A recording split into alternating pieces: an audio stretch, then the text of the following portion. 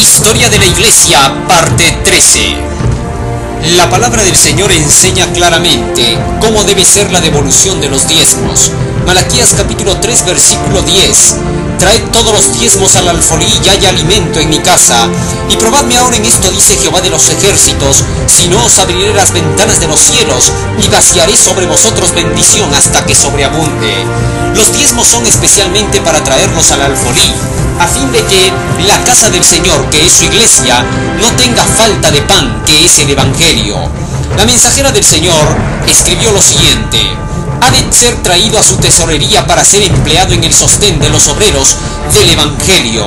Obreros Evangélicos, página 239. ¿Pero qué cosa es esa tesorería del Señor? La mensajera de Dios siguió explicando: aquello que ha sido puesto aparte según las Escrituras como perteneciente al Señor, constituye la renta del Evangelio, y ya no es nuestro. No comete menos que un sacrilegio el hombre que saca de la tesorería de Dios para servirse a sí mismo o a otros en sus negocios seculares. Algunos han sido culpables de sacar del altar de Dios lo que le había sido dedicado especialmente. Todos deben considerar este asunto en la debida luz. Cuando se hallen en estrecheces, no tome nadie el dinero consagrado a propósitos religiosos para emplearlo para su propio beneficio, acallando su conciencia con decir que lo devolverá en algún tiempo futuro. Mucho mejor será reducir los gastos para que correspondan a los ingresos, restringir las necesidades y vivir dentro de los recursos de uno que pueda emplear el dinero del Señor para fines seculares. Con estas palabras, que están escritas en Obreros Evangélicos, página 236 y 37, la mensajera del Señor dice claramente que la tesorería es todo aquello que es dedicado para Dios. Dice que un hombre incluso puede tomar de ese altar de Dios de la tesorería y gastárselo en sus propias necesidades, aun cuando un ser humano todavía no ha dado el diezmo al Señor en la iglesia, pero si lo toca y lo gasta, antes de poderlo entregar, ya ha tocado de la tesorería de Dios, ya ha tocado del altar de Dios. Así que entonces la tesorería no es un sitio físico dentro de la iglesia, sino que más bien es todo aquello que ya está separado para el Señor, aunque esté todavía en nuestro bolsillo. Así que es totalmente sagrado el diezmo y nadie lo puede utilizar para ningún fin personal. En el Antiguo Testamento, el Señor había declarado a través de Moisés que todo aquel que tocara el diezmo debía de pagarle a Dios un interés por haber tocado el diezmo que no le pertenecía. Levítico capítulo 27 dice la Escritura, versículo 30 y 31. Y todas las décimas de la tierra, así de la simiente de la tierra como del fruto de los árboles de Jehová son. Es cosa consagrada a Jehová. Y si alguno quisiera redimir algo de sus décimas, añadirá su quinto a ello. Es decir, que se tenía que dar un quinto más de aquello que se había tocado del diezmo. Si se había tocado 100, entonces se tendría que dar 20 más. En total, 120. Ahora bien, ¿qué cosa es el alfolí? Porque el texto dice que hay que traer el diezmo al alfolí del Señor. Vamos a ver qué dijo la mensajera de Dios. Cuán importante es que acudan en su auxilio obreros bíblicos sabiamente dirigidos, para abrir a su entendimiento el alfolí de la palabra de Dios. Obreros Evangélicos, página 377. De manera que el alfolí representa a la palabra de Dios, lo que significa que donde la palabra de Dios está, donde la palabra de Dios es anunciada, allí se tiene que llevar los diezmos, porque ese lugar es el alfolí del Señor. Por esa razón es que en la iglesia dejamos nosotros nuestros diezmos y las ofrendas, porque sabemos que allí se enseña la palabra de Dios. Pero cuando en esa iglesia ya no se enseña más la palabra de Dios, tampoco ya se tiene que dar más los diezmos y las ofrendas en dicho lugar. Por ejemplo, no damos ya a la iglesia católica porque en la iglesia católica ya está demostrado que no es el evangelio de Dios. No damos en las iglesias protestantes que no creen en la ley de Dios porque allí no se enseña la palabra de Dios. Y mientras la palabra del Señor no sea enseñada en un lugar, entonces no hay el alfolí de la palabra y por lo tanto no se tiene que dar los diezmos en dicho lugar. Por eso es que en el Antiguo Testamento Dios había mandado que se trajeran todos los diezmos a la tesorería del santuario. ¿Por qué? porque en el santuario estaba el Evangelio escrito en figuras y en símbolos, y por esa razón ahí se tenía que traer los diezmos en ese entonces. Por eso es que en una ocasión, cuando Jesucristo estaba viendo cómo echaban los diezmos y las ofrendas, los millonarios y los ricos, vio también a una viuda pobre. San Marcos capítulo 12, versículo 41 al 43. Y estando sentado Jesús delante del arca de la ofrenda, miraba cómo el pueblo echaba dinero en el arca, y muchos ricos echaban mucho. Y como vino una viuda pobre, echó 2 blancas que son un maravedi. Entonces llamando a sus discípulos les dice: de cierto os digo que esta viuda pobre echó más que todos los que han echado en el arca. Esta arca entonces se encontraba dentro del templo, y allí es donde se tenía que dar los diezmos y las ofrendas. Todo este sistema funcionó durante todo el tiempo del Antiguo Testamento. Muy pronto los diezmos y las ofrendas tenían que ser dados a través de otros medios, por medio de los apóstoles. Jesús pudo haberle dicho a esta viuda en esa ocasión que no tuviera que devolver los diezmos y las ofrendas para estos sacerdotes bien alimentados que ni siquiera estaban cumpliendo con su deber. Sin embargo, leemos lo que dice la mensajera del Señor. Muchos le habrían aconsejado que guardase su pitanza para su propio uso. Puesto en las manos de los bien alimentados sacerdotes se perdería de vista entre los muchos y costosos donativos traídos a la tesorería. Pero Jesús comprendía el motivo de ella. Ella creía que el servicio del templo era ordenado por Dios, y anhelaba hacer cuanto pudiese para sostenerlo. Hizo lo que pudo, y su acto había de ser un monumento a su memoria para todos los tiempos, y su gozo en la eternidad. Su corazón acompañó a su donativo, cuyo valor se había de estimar no por el de la moneda, sino por el amor hacia Dios y el interés en su obra que había impulsado su acción. Deseado de todas las gentes, 566-567. De esta forma es como Jesús estaba enseñando que la viuda, habiendo creído con sinceridad que en realidad allí se estaba llevando a cabo la obra del Señor, puesto que todavía el santuario seguía proclamando el Evangelio de Dios, por esa razón Cristo justificó el donativo de la viuda. Era porque el Evangelio todavía estaba siendo dado a través de cada uno de los sacrificios y rituales que se estaban llevando a cabo. Pero esto terminaría con la muerte de nuestro Señor Jesucristo, y por esa razón este sistema cambió por completo.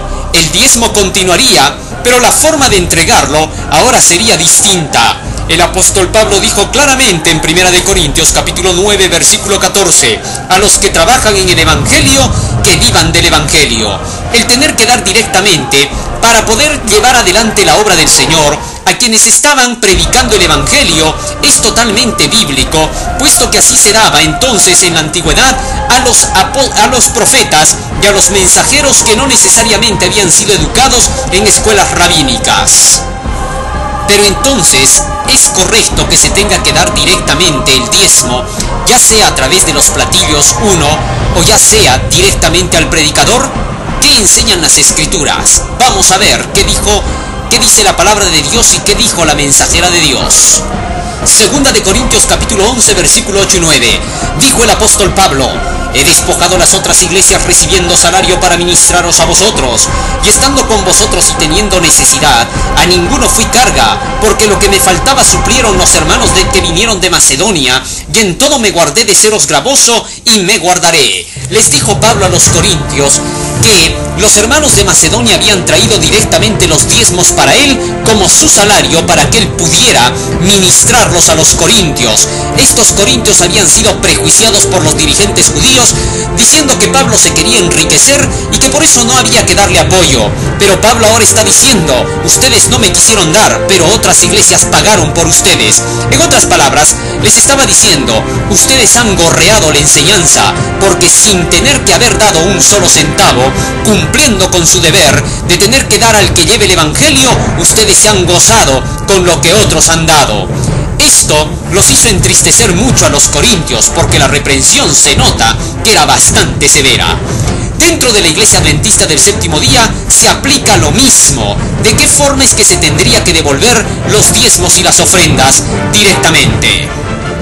La mensajera de Dios explicó cómo funcionaba el sistema de la devolución del diezmo cuando se trata de los mensajeros de Dios que están llevando la verdad, mientras que dentro de las iglesias no se está cumpliendo la misión.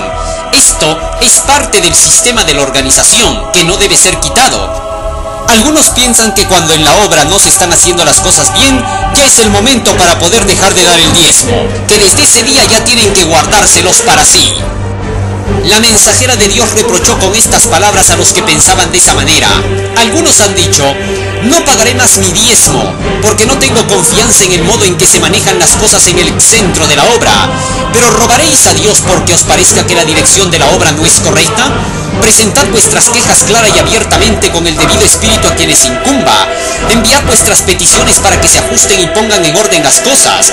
Pero no os retiréis de la obra de Dios, ni os demostréis infieles porque otros no estén haciendo lo recto. Obreros Evangélicos, página 239. De manera que el hecho de que hayan pastores que no estén viviendo de acuerdo con la verdad de Dios y que no estén queriendo enseñar esa verdad y que se dediquen a otras cosas, no significa que no haya que devolver más los diezmos para la tesorería del Señor. Esto es una falsedad, porque eso significaría retirarse de la obra y ya no apoyar más el Evangelio de Dios. Cuando estén ocurriendo esas cosas, ¿qué salida entonces Dios ha dado a través de su organización? Porque para Dios no está hecha la ley, hecha la trampa. Dios no se enreda en sus propias leyes y hace que su obra se detenga y ya no exista más su iglesia. Escribió la mensajera del Señor en El conflicto de los siglos, página 338. La asistencia a los cultos de la iglesia establecida era obligatoria so pena de multa o de encarcelamiento. Williams reprobó tal ley. La peor cláusula del código inglés era aquella en la que se obligaba a todos a asistir a la iglesia parroquial. Consideraba él que obligar a hombres de diferente credo a unirse entre sí era una flagrante violación de los derechos naturales del hombre. Forzar a concurrir a los cultos públicos a los irreligiosos e indiferentes era tan solo exigirles que fueran hipócritas. Ninguno debía, decía él, debe ser obligado a practicar ni a sostener un culto contra su consentimiento. ¿Cómo?, replicaban sus antagonistas, espantados de los principios expresados por Williams. ¿No es el obrero digno de su salario?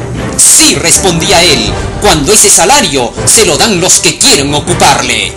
De manera que entonces, según esta cita de la mensajera del Señor, ella dice que Rogelio Williams, uno de los padres fundadores de los Estados Unidos, de entre los hermanos peregrinos que vinieron perseguidos por la Inquisición del papado, enseñó que debía de devolverse el diezmo solo a aquellos a quienes queríamos escucharles, aquellos a quienes en realidad nosotros queríamos contratarles para que nos enseñen el Evangelio, porque de lo contrario se volvía hipócrita la gente. Algunos dijeron: ¿qué cosa? El obrero es digno de su salario. Y él dijo: claro que sí, cuando la gente lo quiere ocupar. De manera que entonces, cuando nosotros vemos que hay algún predicador que está llevando el Evangelio, que está cumpliendo la misión del mensaje de los 3 ángeles, podemos darle inmediatamente todo el apoyo y sostenerlo de esa manera. Por ningún motivo lo hemos de dejar solo en la labor de tener que llevar adelante el Evangelio del Señor, puesto que el Señor ha dicho claramente que hay que apoyar a los que llevan la verdad. Y es que no hay que olvidar que también el mensajero está representado como el alfolí. Escribió la mensajera del Señor en el libro de Obreros Evangélicos, página 104. Al hacer de la palabra de Dios una constante compañera suya, el obrero obtiene más capacidad para trabajar. Su mente es un alfolí del cual puede sacar para suplir las necesidades de los demás. Por la obra del Espíritu Santo, la verdad se graba en su mente, y aquellos a quienes comunica él la verdad, y de los cuales deberá dar cuenta un día, quedan bendecidos en gran medida. Y es que para poder entender los símbolos que se utilizan dentro del espíritu de profecía, debemos comparar siempre un testimonio con otro. Para poder entender lo que es el alfolí, hemos tenido que hacer estas comparaciones. Mensajes Selectos, tomo 1, página 46-47, dice la mensajera de Dios: el Espíritu del Señor estará en la instrucción, y se eliminarán las dudas que existen en muchas mentes. Los testimonios mismos serán la clave que explicará los mensajes dados, a medida que se explique un texto con otro. Y con respecto a cómo debemos apoyar a los que llevan el mensaje del Señor, como obreros individuales, escribió la mensajera del Señor lo siguiente. Testimonios para Ministros, página 110. Si un hermano está enseñando el error, los que ocupan puestos de responsabilidad debieran saberlo. Y si está enseñando la verdad, deben ponerse resueltamente de su lado, deben sostenerlo. Con estas palabras, la mensajera del Señor estaba declarando terminantemente que era necesario apoyar y sostener a los que llevan el Evangelio, probados por la ley y el testimonio. Si son mensajeros del Señor, rápidamente nos daremos cuenta si estudiamos nuestras Biblias, y de esa manera sabremos a quién tendremos que apoyar dentro de las líneas de la Iglesia Adventista del Séptimo Día.